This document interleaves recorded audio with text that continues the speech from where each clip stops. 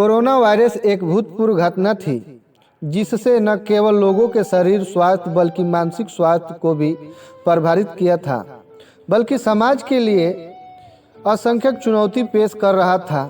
उसकी बुनियाद ही हिलाकर मानवीय रिश्तों की ताकत की परीक्षा ले रहा था। जिस तरह से विभिन्न स्थानों पर कोरोना वायरस संक्रमण के पीड़ितों के शवों का निपटान किया जा रहा था, उससे पता चल रहा था कि लोगों के लिए न केवल अपनी रक्षा करना महत्वपूर्ण है, बल्कि यह भी सुनिश्चित करना है कि नागरिक समाज का आधार बनने वाले मानवीय मूल्यों की भी है रक्षा और पोषण किया जाए।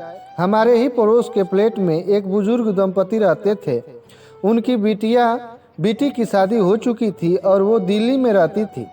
इनका एक बेटा भी था जो लखनऊ में सॉफ्टवेयर इंजीनियर था। उस वक्त हालात ऐसे थे कि जो कुछ घर पे मौजूद था उसी से ही गुजारा करना पड़ता था। पड़ोस के अंकल काफ़ी एक्टिव थे, जबकि आंटी को गठिया रोग था जिससे वो बिना किसी सहारे के चल नहीं पाती थी।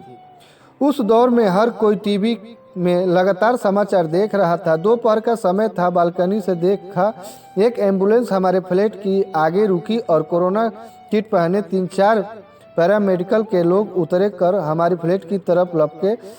उन्हें देख दिल धड़कने लगा कि किसे कोरोना हुआ है। अचानक पड़ोस में किसी महिला के रोने की आवाज़ आई। धीरे से दरवाज़ा खोलकर देखा तो वो लोग पड़ोस के पटेल अंकल को लेकर जा रहे थे।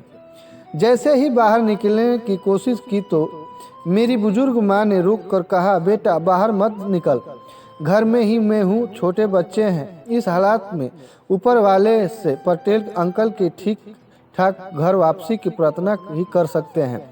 मैंने अपने बढ़ते कदम वापस खींच लिया और मजबूर एहसास अंकल को एम्बुलेंस में ले जाते हुए देखता रह गया।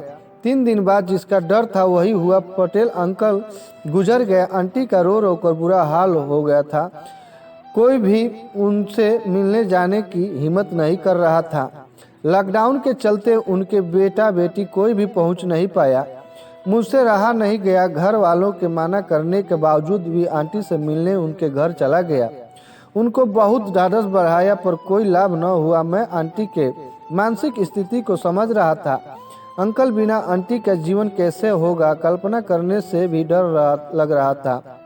बड़ी मुश्किल से आंटी को शांत कराया। आंटी बोली, बेटा मेरी एक मदद कर। इन हालातों में मदद मांगना भी स्वास्थ्य होगा, पर स्वास्थ्य ही सही, बस हाथ जोड़कर याचना करती हूँ, बेटा ये मदद कर दे, मैं जिंदगी भर तुम्हारी ऋणी रहूँगी। ये कहकर रही थी कि आंटी जो मदद हो सके मैं करूँगा। बेटा रोज टीवी देख रहा हूँ किस तरह शवों को लावारिस की तरह गड्ढे में डालकर अंतिम संस्कार पैरामेडिकल कर रहे थे।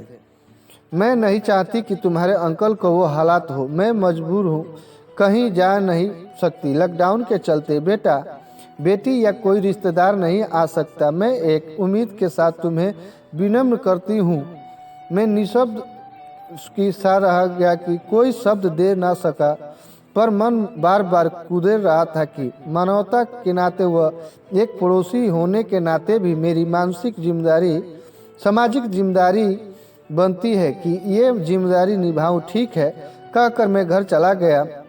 जब घर पर बात चली तो पूरा घर वाले जैसे मुझ पे टूट पड़े। माँ को बहुत समझाया, एक माँ होने का वास्ता दिया, तब कहीं जाकर माताजी मानी।